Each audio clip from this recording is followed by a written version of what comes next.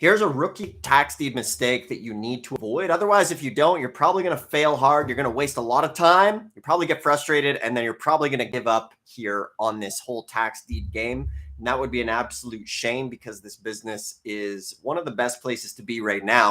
If you want to buy real estate for 80, 90% below market value, mortgage free. So let's dive into it. So one of the biggest mistakes that rookie tax deed investors make is they start putting immense amounts of energy into researching their list like months before the tax deed auction. And this is a big mistake, and it can cause you a lot of heartache, a lot of pain, and probably cause you to want to give up on this business. So the reason this is such a huge rookie mistake is if you get the list too far in advance, what's going to happen is you're going to spend all of your time researching properties that are just going to redeem anyway. And you have to keep in mind here human nature, right? So what happens is 95% of these people that are going to the tax deed auction, they're going to leave it all to the last minute. So I don't know about you, but I definitely leave things until the last minute. So for example, I had it written down here today to do this video. Here we are, left it till the end of the day. But regardless, we got to get it done, right? Which is the name of the game. So I want you to keep that in mind because, if you're researching all of the properties 30 days in advance, and I've seen this happen so many times with rookies, they're like, man, I researched the list like a month before, maybe I drove a couple hours or maybe you flew somewhere. You go to the auction and then everything's redeemed. And now you're just sitting there twiddling your thumbs and you just wasted a lot of time. Now, in essence, it wasn't a complete waste of time because you should have learned your lessons. Lessons as far as title research and all that sort of stuff goes. But in general, that is way too far out. Now, if you're wanting to get these properties pre-auction, scoop them up, maybe wholesale them, buy them before the auction, then that's totally okay.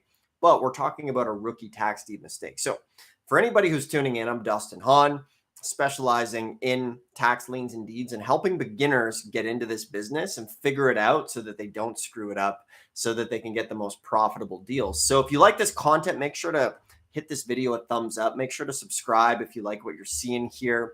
And anybody that subscribes gets a full free mini course on tax liens and deeds, how to buy your tax lien and deed in 30 days or less, Tax Lien and Deed 101, and a book. So that is below in the description. It's 100% free. So you just click the more info. We'll send it over, but make sure to subscribe and thumbs up so you don't miss out on these videos, as I share pretty much every day, 5 days a week lately, these tips and tricks on how to get these deals and how to not screw it up. So someone's saying, I wish I could get the notification.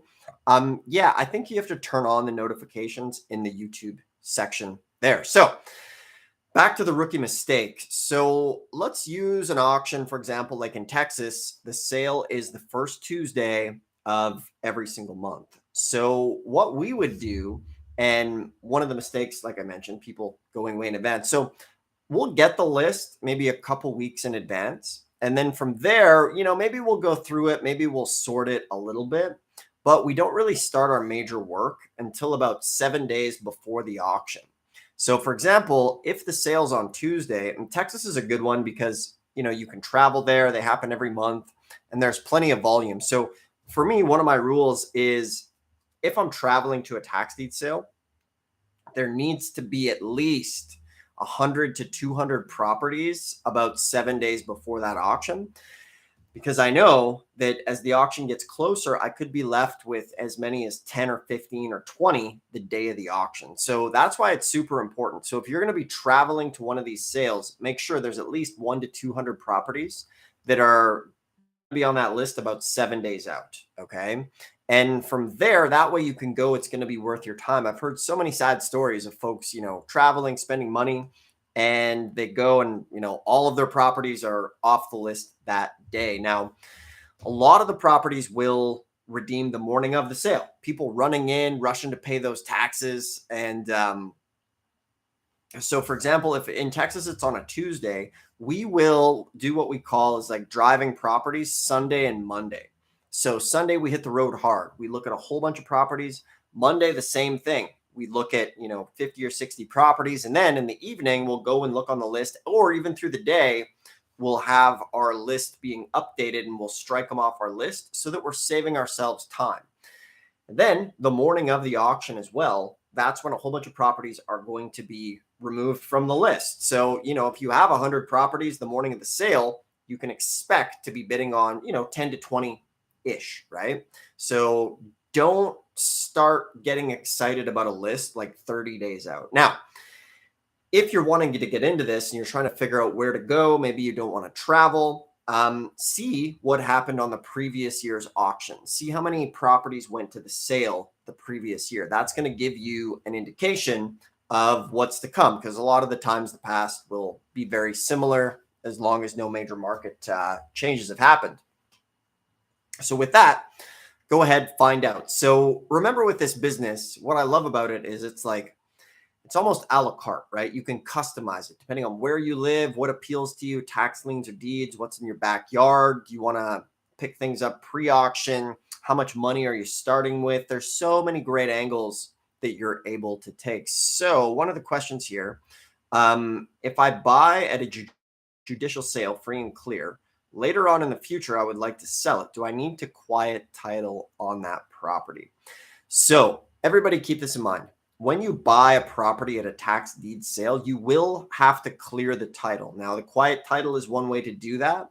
And generally, though, as long as the county has notified all of the interested parties, that's going to go smoothly. It can be done quite quickly. You can get a local attorney to do it, or you can get like tax title services to do it. They will do it as well. Now, if you're dealing with like smaller pieces of tax deed land that you want to go ahead and you want to flip, in that situation, a lot of the times, like an investor, or you're dealing with somebody cash, like say you buy property for $500, it's worth $5,000. You can subject to or sell it. And a lot of the times you're dealing with such a smaller amount that the buyer is generally okay that the title isn't quite clear, and they can clear it that way. So that's something to always keep in mind. And most investors understand what's going on, so that's generally not a huge deal. So, if you're watching this, you guys really want some customized help, you can book a call and you'll speak with either myself or one of my team members, and we'll actually build you a tax lien and deed investing plan and share with you some really insightful tips kind of based on your situation. So there's a link below. You can do one of those. We can save you probably 3 to 5 years of trial and error and just show you where to go, what to do, and how to do it. And once again, below, if you click more info, I have the totally free mini course. Get a tax lien and deed profitable in the next 30 days or less, tax lien and deed investing 101, and the ABCs of tax lien and deed investing as well. If you already have it, awesome. I don't sell it anymore. I don't ship it, so it's only available digital. You have to go ahead and just click the more info button below. It'll drop down and it'll take you over there. So I hope you guys enjoyed that little tip, little rookie power tip to, in summary, do not go and start researching that list too far out, because you're just going to be wasting your time. So thanks a lot for tuning in. If you're not subscribed, make sure subscribe, and we'll catch you on the next one. We got a lot of good videos here coming out this week to help you on this journey. And go through the book and then ask questions in the comments, because then that'll give me information on the types of videos you want to see. All right, enjoy the rest of the day.